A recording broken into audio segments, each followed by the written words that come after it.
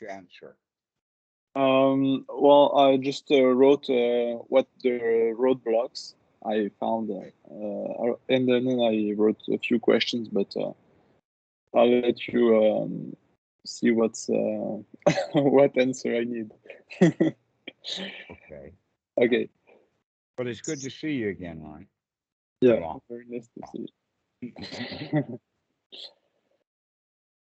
Okay, so what I found was so I tried to create the satisfaction feeling and also the success feeling. Mhm. And what I found out is that what helped me was first not wanting so hard to not want and be satisfied. Mhm.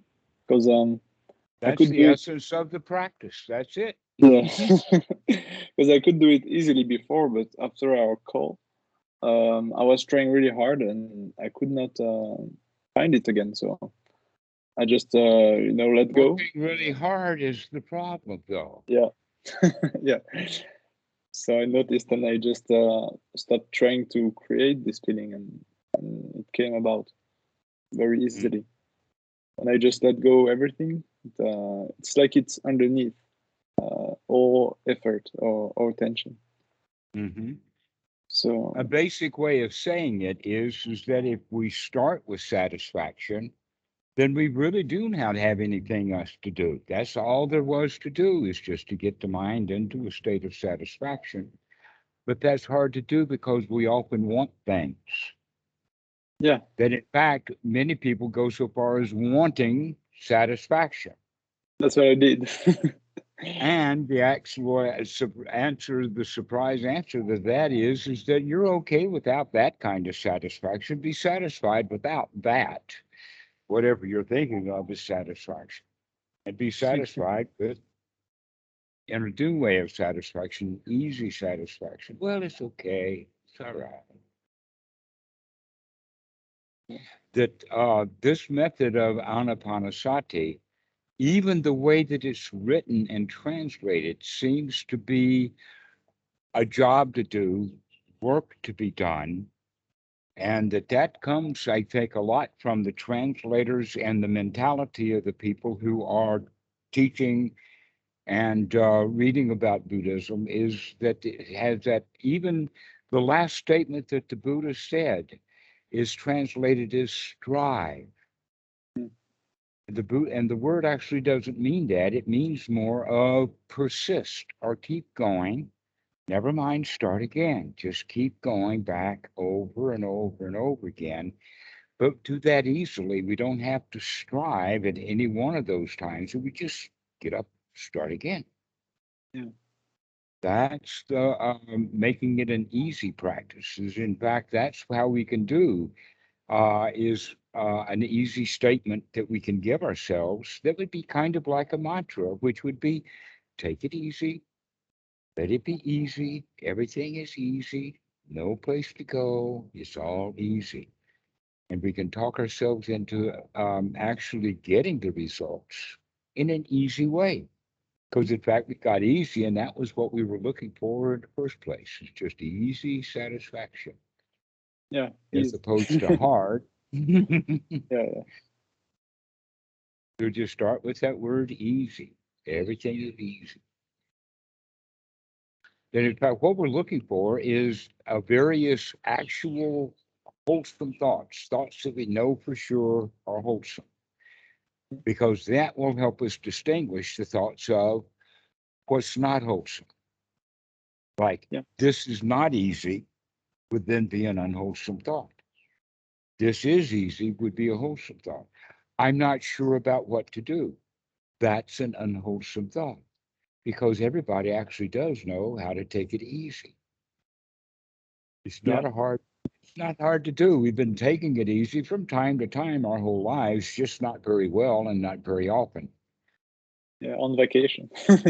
Yeah, right. We take it. But here's the Yeah, funny thing about the average vacation is that people go someplace and do something. They buy an expensive room in an expensive hotel and then have to go do everything that that hotel has to offer. Yeah. And by the time the vacation is over, they do need a rest. And so going back to work is a rest from a vacation. That's right.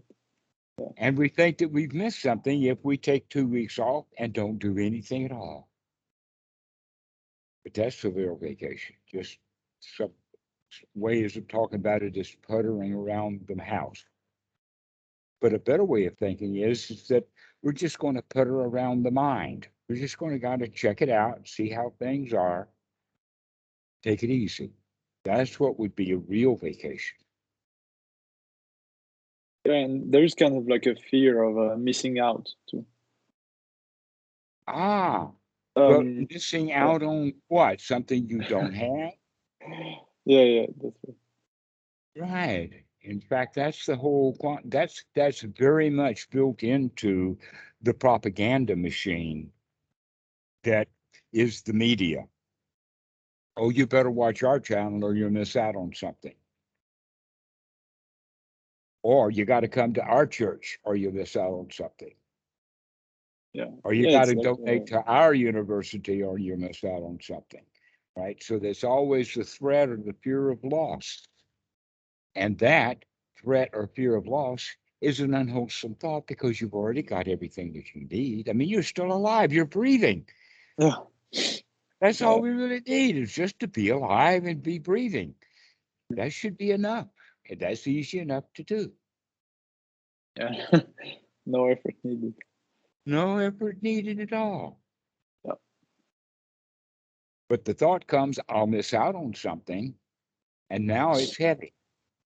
yeah. Now it's a need. Hmm. Yeah, Now I must be missing out on something that I need. So our society is built upon teaching people that they'll miss out on something if they don't do it the way that they're told to do it. And the whole society is based upon that kind of rules and the punishment for the rules. You either abide by the rules or you miss out. mhm. And so we collect that set of rules in our mind, and there seems to be no end to them. Just more and more and more pile of rules so that you wind up breaking some rule or another all the time. It's better to take a rest from those rules. Yeah, The those rules, by the way, that I'm talking about are well known and well understood in certain circles. Freud called this the superego, and a really easy and good way to understand it is the way that Eric Berne described it as the parent ego state. Because basically, when we're children, we learn all of those rules from the parents. So, what we're doing when we're adults is we're just playing the old tapes that our parents recorded in our minds so many years ago. And so, looking at it as the parent ego state is a good way.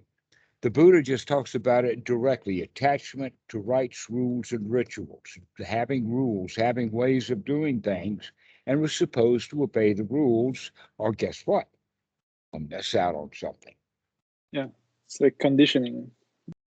Hmm. Precisely. We are conditioned that way.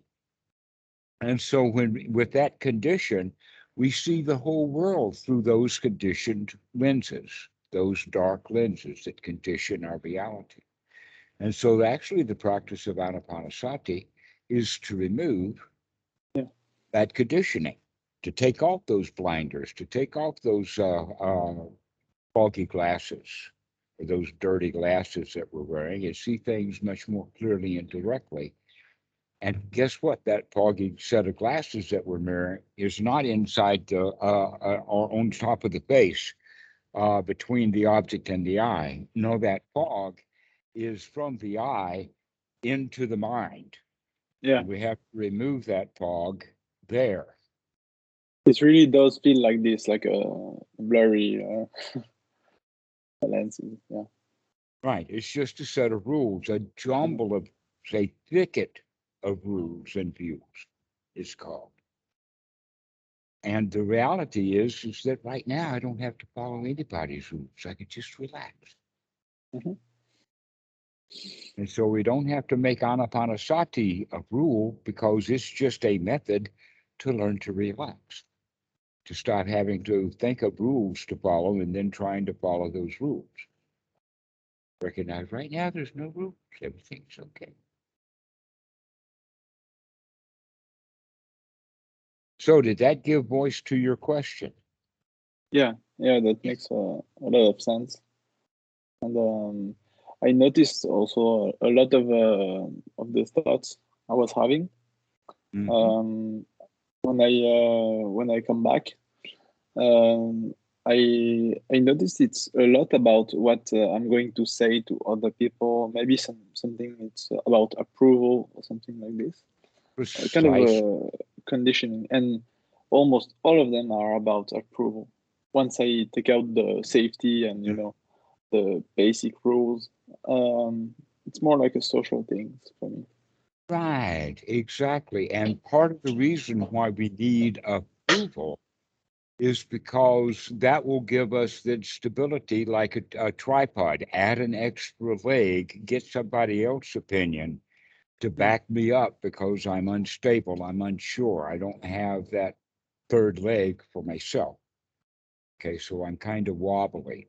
So the answer to that is recognizing that we really don't need that third leg of support, that we can actually balance on the two that we've got at our feet. And so, with this in mind, we can recognize that there's many ways of talking about this stuff called the approval that you're using. Another way would be complaining or justifying or storytelling. That we Yeah, want to go justify our event in meditation by going and telling that story to someone. And yeah, then we're wound up more with the story that we told than we are of the original experience, which was kind of small, but by the time we tell it as a story, we've already made it big and heavy in the mind. But if we had the idea, oh, wait a minute, it was already lightweight in the first place, I could just forget it. I don't have to carry that story around looking for somebody to dump it on. yeah. It's like justifying something. Yeah, Right. And so what that does is that it begins to get us out of our selfishness because those stories are all about approval of me, of my story, my situation, my dependency upon approval. But yeah, when we already feel okay and don't need approval because we approve of ourselves already, and that's the thing, we're not going to approve of ourselves. See, the way that it is, we set a standard, we set a rule, and then we want someone else to justify that we've done that rule or not. yeah. But if free for rules, if we don't have any rules, then we're already okay. But if you need to, you can say whatever rule it was that I need justification for, I could just say, okay, I don't need that justification. I don't need approval from anyone. I don't have to tell my story to anyone. Okay, yeah. Makes That I'm sense. okay without having to blab all over the place in order to get approval of someone else, making my story okay. I don't need the story. The story gets heavy. If I carry those stories around, then they get heavy after a while. Any Yeah, it weight to feels. them at all. Pardon?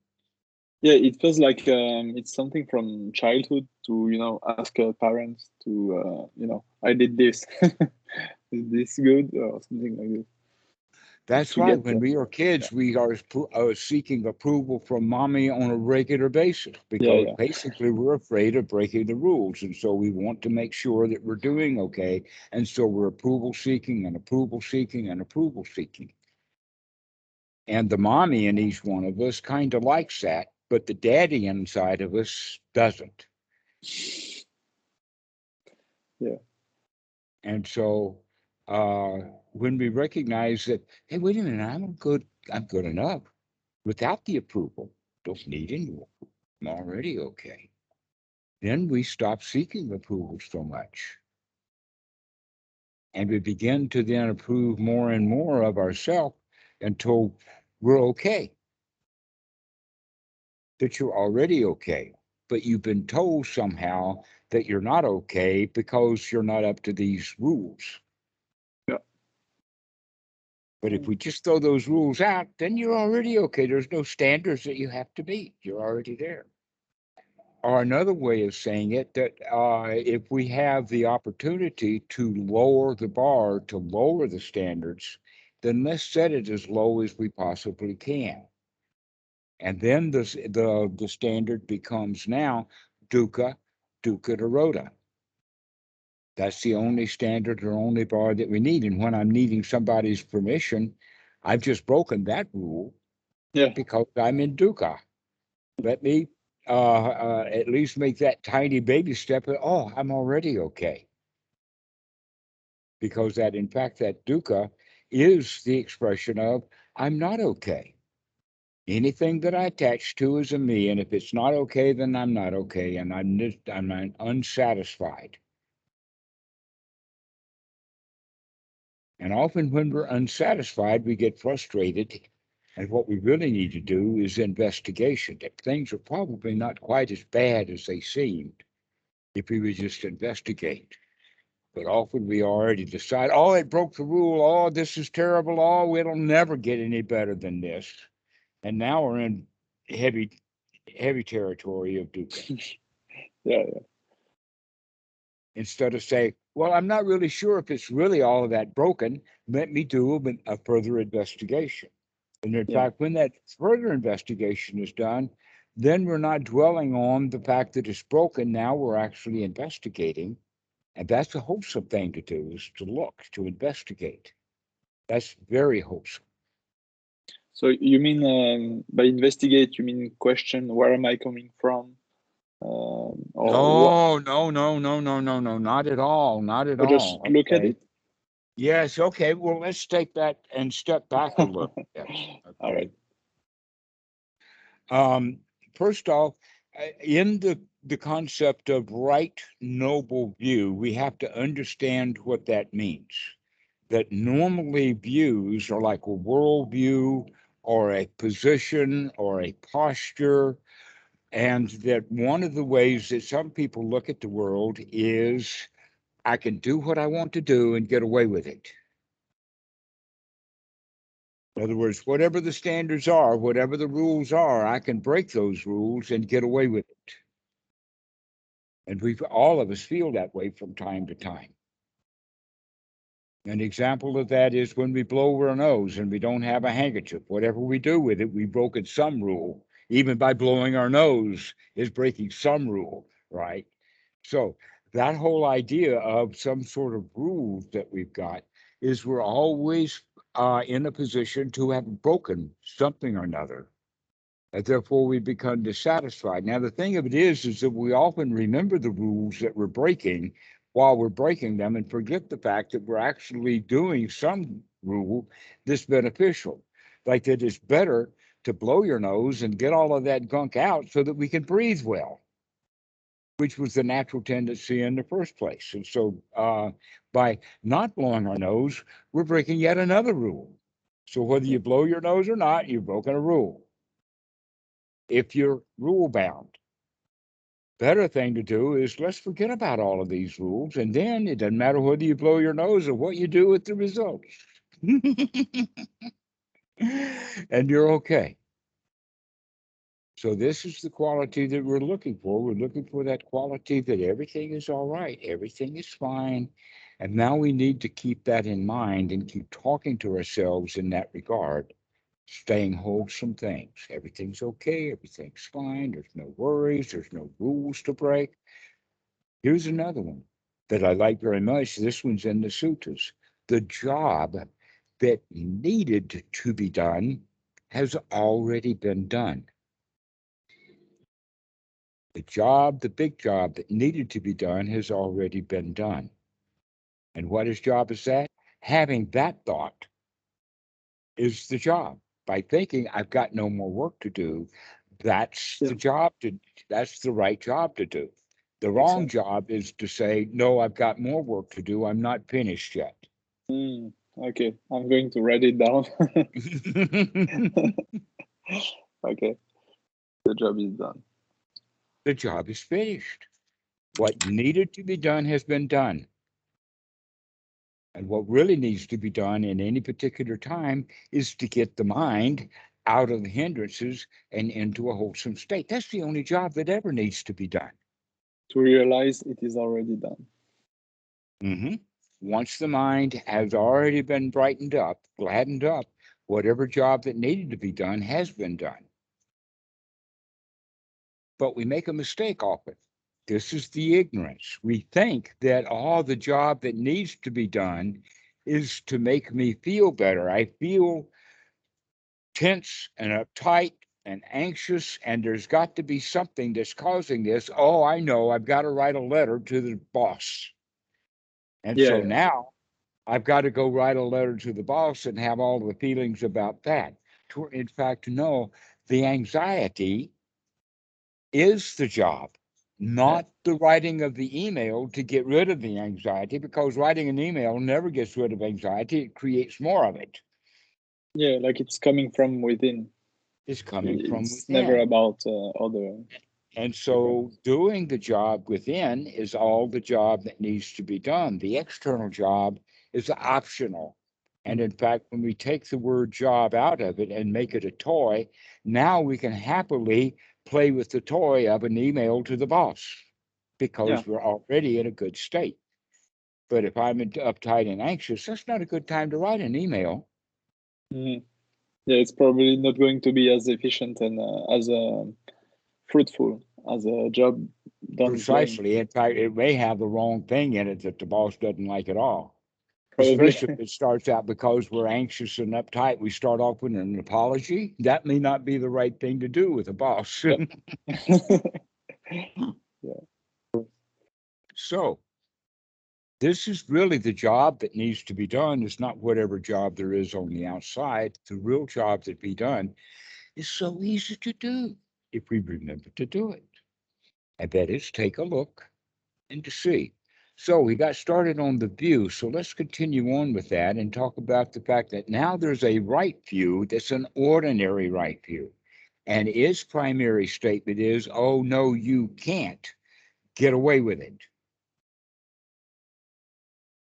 And we'll make sure that you can't get away with it because we make the rules. And we're going to hire police and a military, and we're going to hire cops, we're going to get nannies, and we're going to get school teachers, and we're going to get all kinds of people to make sure that you're not going to get away with it. And if that doesn't work, then we're going to hire a priest. We're going to make sure that even when you're dead, you're not going to get away with it. So these are the two views that we have, which you could think of would be was progressive. I could go get this done and get away with it. And the conservative, oh, no, you can't. We're going to keep the things the way that they are, and we're going to enforce our own rules about it. And so these are the various conflicts that you see across boundaries, across borders, across political parties, across everything. It's this ordinary wrong view and ordinary right view of I want something and no, you can't have it. Okay. Yeah. Okay. But there now is a third way, the noble right view. And the noble right view is not a view or a standard or a viewpoint, but it's now we're actually changing it from a noun into a verb and calling it viewing, investigating, looking. And we're not looking at the past, we're looking at what's happening right now. We can't see what was in the past. We can reflect upon the past, and there's actually some value in doing that. But what we really need to do is instead of reflecting upon the past, is get very good at seeing what's happening right now. And when we get that skill, then it will be of some value to reflect on the past. But right now, what we need to do is to get the mind at least cleaned out right now. Then we can go back and visit the dirty mind from before. But right now, let's get the mind clean. So it's like being aware, right? Being aware, viewing There are what's many happening. words, okay? One of the ways that I would say would be useful in English would to say to pay attention. Okay. What do I mean by pay? Well, that's one's right effort. We have to put some effort in this. We have to pay attention as opposed to awareness, because awareness, the way that Westerners think of it, has no skin in the game. It's got no oomph to it.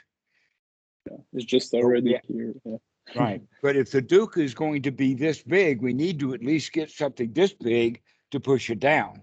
So we got to put some skin in the game, or the way that Mahasi would refer to it in the old literature is that you have to seize the object.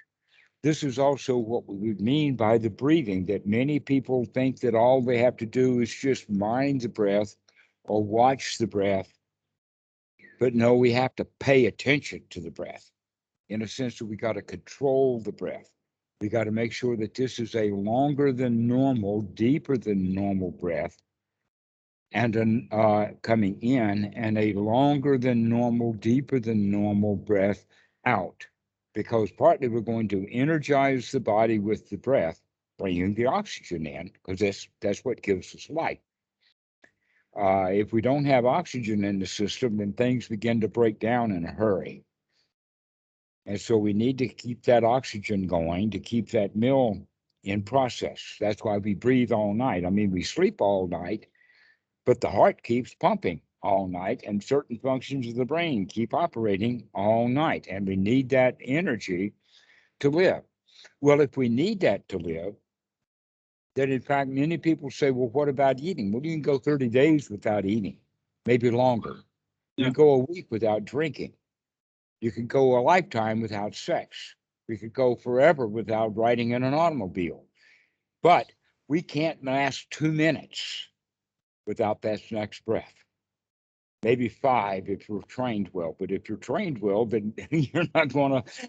So all you have to do to stay alive right now is to take this next breath. It's life-giving. That's how important it is. If we begin to see that the only thing in my life that is important, it's this next breath, then I should pay attention to it, because that's what's going to keep me alive.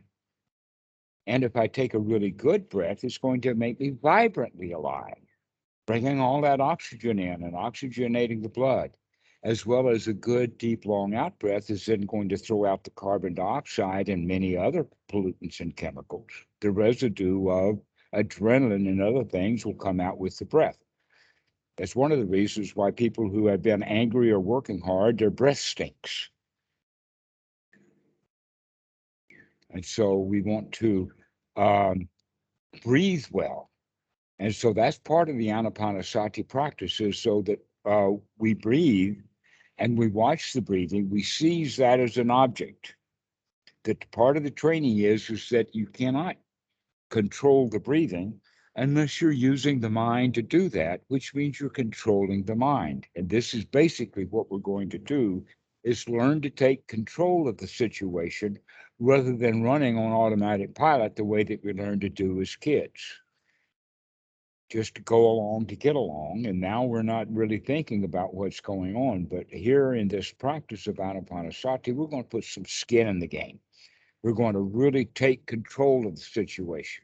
Because if I can take control of the mind enough to watch the breath, pay attention to the breath, guess what? I've already taken control of it to take it out of the hindrances. While I'm watching the breath, the mind is not hindered. Especially if I'm having good, wholesome thoughts like, wow, this is such a good breath. Wow, I can feel the air move. I can feel the clarity in the nostrils and the brightness of the chest as that air comes in. It feels, oh, really good. And so we begin to get into a wholesome state of mind with the breathing, as well as intentionally having the kind of thoughts that are uplifting, wholesome, and gladdening. And guess what? Within a few deep breaths and a few happy thoughts, we begin to feel okay also. That we can literally talk ourselves into and breathe ourselves into feeling relaxed and feeling easy. And that's the process right there. It's actually a 1, 2, 3, and then later 4 punch. The first one is the remembering to investigate or to look. Look at the breathing. Look at how we feel. look at what's going on in the mind. These would be the three things that we would look at and observe, and especially what's happening in the mind. Like if we're thinking about writing an email to the boss, hey, I don't have to write that. In fact, I'm not writing that email to the boss. Why am I thinking about it? Just Yeah. making myself feel bad by thinking about it. Right now, my intention is to feel good. Let's throw that email out and put some happy thoughts in. Like, I don't have to write that email right now. Don't have anything to do right now. The boss can wait. Everything is okay and everything is fine. And so we come back to that state. And now the job that needed to be done has been done. When we got the email on the mind, the job to be done is not to go write the email. The job to be done is to throw out the thoughts about the email. That's the job that needs to be done. Isn't that amazing? And now we're free from that email. It's gone. Yeah.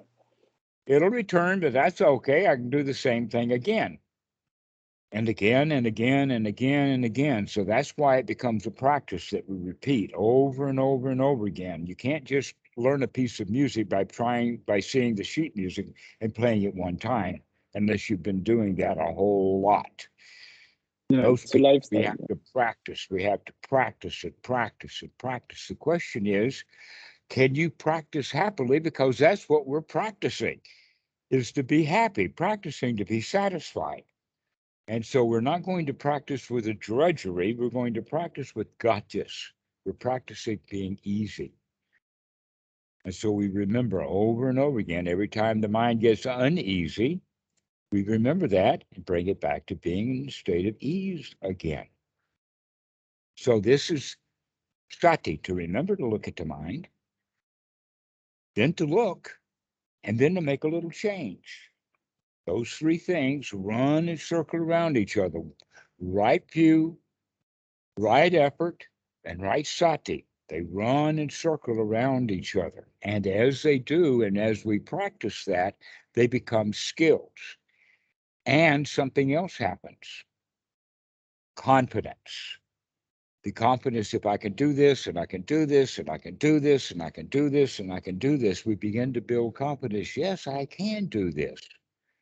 And that's when it goes from mere satisfaction into the feeling of success. I could do it. Okay. Right. I can't do this. That's the pity. That's the champion. That's an example is running down the football field. The quarterback makes a touchdown.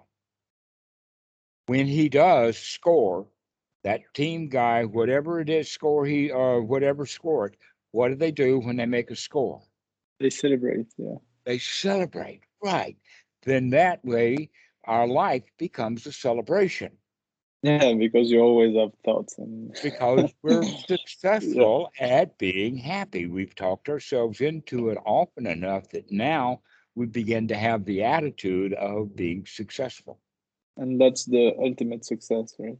To be happy all Right. the time. The ultimate success is the feeling of success. Yeah, yeah. That's why we do things to be successful, to feel successful.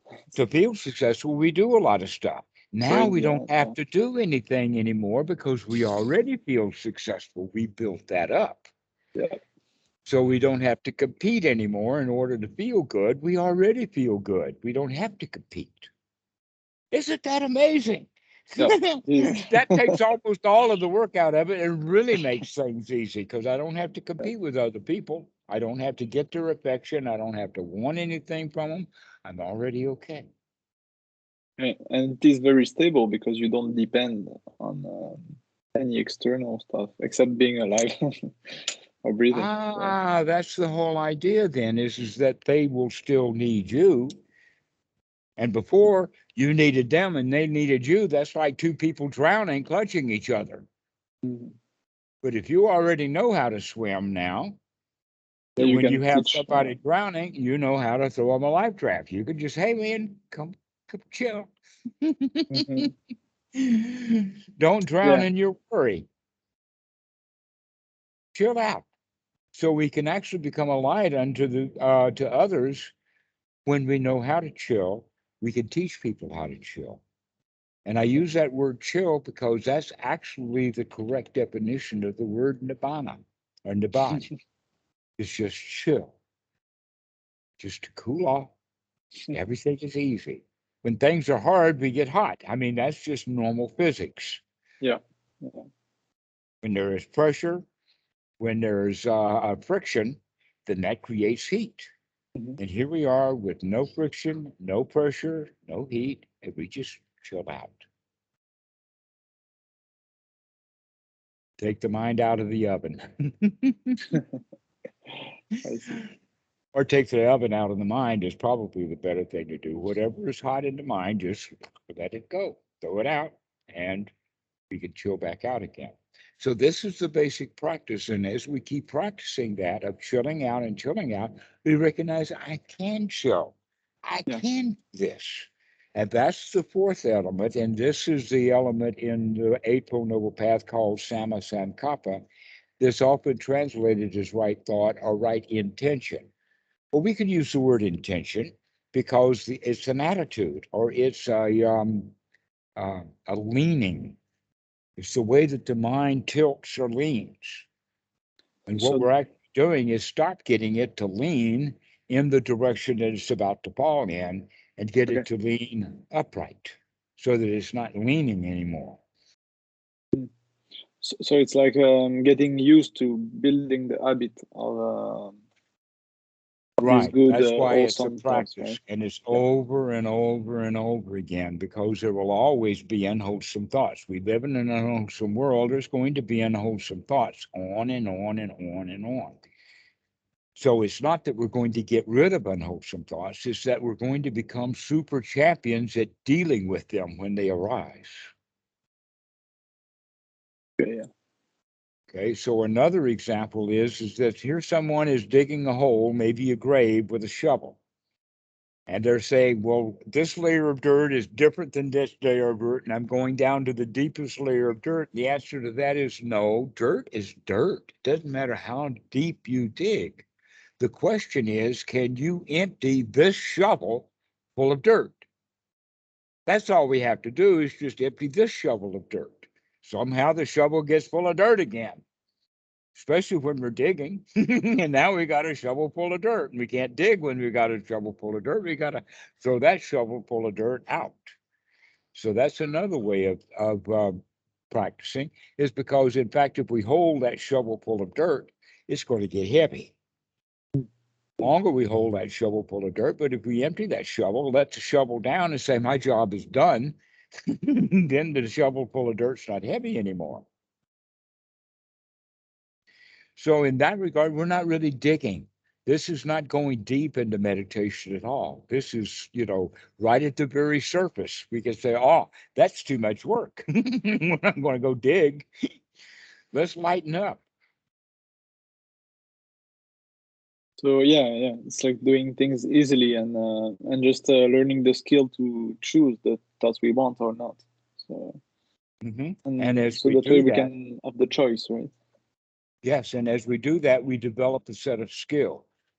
The skill of happiness, the skill of joy, the skill of what is called sukha and piti, being a champion, feeling success, being in celebration, as well as having the mind applied to this and being able to stay there, that we stay a champion, we stay successful, we stay satisfied. And then the mind will get wander away into some dukkha. And then we say, never mind, I see you. Let's start again, come back, apply the mind to the wholesome, and keep it there for a little while. That's the only practice that we have, is the practicing of getting the mind into a good state and keeping it there for a short time. And pretty soon, that short time begins to broaden. And we also spend less time carrying that shovel full of dirt. All we have to do is remember to empty that shovel. Just throw it out. Yeah. Okay. Yeah. It's, so Anapanasati actually begins to begin an easy practice. It's the easy man's guide to enlightenment because you're already enlightened. So the guide is, hey, sit down, man. You're enlightened already.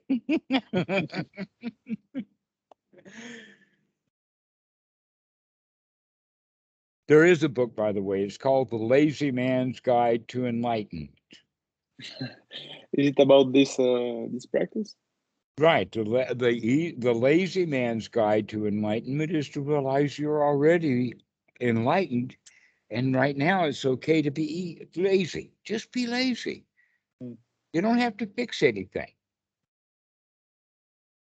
It's okay to be lazy. Well, you know something? That word lazy is almost a dirty word in our language. Yeah, There's yeah. rules against being lazy. And the Buddha here is teaching. It's okay to be lazy. Enjoy lazy. Yeah. There's a lot of guilt around being lazy. Right, that we're supposed to feel guilty. Why? Because then we'll stop being lazy and go do Yeah, what we're told to do. yeah, and also people are afraid to feel not feel guilty when they're lazy because that would mean they will keep going and keep doing this, and then they're scared of Mhm. where they're going to end up in a few Right, so we years need to or actually give permission to be lazy. It's yeah, okay to be lazy. yeah. It's fine to be lazy. There are no repercussions for being lazy. And in another way, it's very powerful to Mhm. be lazy. That you're actually developing the skill of power by being lazy. What power is that? The power to not bother to get shit done, which means you're not doing shit. You're not doing stuff. That's very powerful. Yeah, you don't care. You Yeah. become unmovable. Mhm. I'm that lazy. I'm so lazy I don't go nowhere. Yeah, And so that's that Zen koan that you've heard, no place to go and nothing to do, and the spring comes and the grass grows by itself, is so highly rated in Asia. But in America, that is the height of laziness. That's being too lazy. Well, the problem is that we need a balance, and we've already been now out of balance by working too hard. And so we now need to rebalance by having permission from time to time throughout the day to take a rest, to take it easy, and be lazy. We can recuperate, gain our mental strength and our mental health back because we're not draining it out all the time, not giving ourselves to do. So this is the job that needs to be done, has already been done. It's okay to be lazy now. You finished the work. yeah, Even the slaves at sundown can sit down on their bag of cotton and rest. But the white collar worker, he's got to work and work and work and work, and his he's got to sleep. But that's a bodily requirement. Other than that, he's got to work and think and work and work and work and work, and we're put into that situation yeah. by our society. And so now, by balancing that out, we learned it from time to time. We could be lazy, and when we get really expert at it, we could be lazy often and still get just enough done that you're very satisfied. Mhm. Is it also a matter of when you're doing stuff, you're playing with it instead of Hmm. like you're being lazy all the time, and what you do, it's coming from a It's a playful, toy. wanting Everything's to a express. toy. Exactly. Now, when we do stuff, we don't have to do it because we don't want to be lazy. We can do it because we like doing it. You That don't expect it's any. Yeah. yeah. Well, whatever results of the labors are is irrelevant. The question is, are we enjoying what we're doing? Yeah. They have that kind of thing in sports when they say that it's not the winning or losing, it's how you play the game. Well, that's also true general in life. It's not whether we win or lose or get the job done. It's do we enjoy what we're doing? And often when we're enjoying what we're doing, instead of having it important, then there's no anxiety in it. And so we wind up doing a better job at it because we're paying attention because we like what we're doing. Yeah.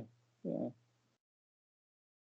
And there's so many examples of that. One of them is the example I've got an old friend in America. He was an ET, and I was ET in the Navy doing ET work, electronic technicians. And he had, after he retired, he did a television repair system but it was the repairing of the old kind of TVs before digital electronics, right? And so he was really good at that, but he wound up with a basement and an attic full of old TVs that he couldn't repair, right? But now that he's retired, even from that, he can play with them, and he puts back together 1 or 2 TVs a week just by playing with them and finding old parts from other old TVs. And he rummages around and you know what's there, and he can put together and get an old piece of junk going just because he's playing with it. Now, that's the skill very few people have, is taking junk out of a junk bin and making it function again. He was a master at that. I really appreciated him. He knew what he was doing. But he didn't when he was in business, because then the TVs were important. Mm-hmm. Yeah. Now the TVs are not important. That's amazing. Now that the TVs are not important, he can play with them and get them fixed and working. But there's many examples of that kind of thing. This is what we call a hobby, and many times hobbyists are better at what they're doing than professionals. Yeah, I definitely noticed that when I care a lot about my business and stuff, I do stupid stuff. And when I don't care, I just, being more mindful even to people and being more generous with my time, with everything. And yeah. yeah, It's a yeah, much better way of living when things are just not important anymore. We still get a whole lot of stuff done. Mm-hmm. Yeah. Sometimes we get stuff done we couldn't get done when they were important. Now that they're not important, we can play with it until we get it done. Yeah. Wow. That's just when we understand that about jobs and tasks and TVs and repairs and that kind of stuff, we can recognize no, really the issue is our own mind. That's what needs to be repaired.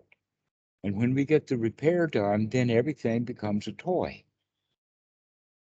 It's always Everything becomes a the play, mind. a lila, they call it. That's what the word lila means, the dance. Everything is just dancing. And all we have to do is just enjoy the show.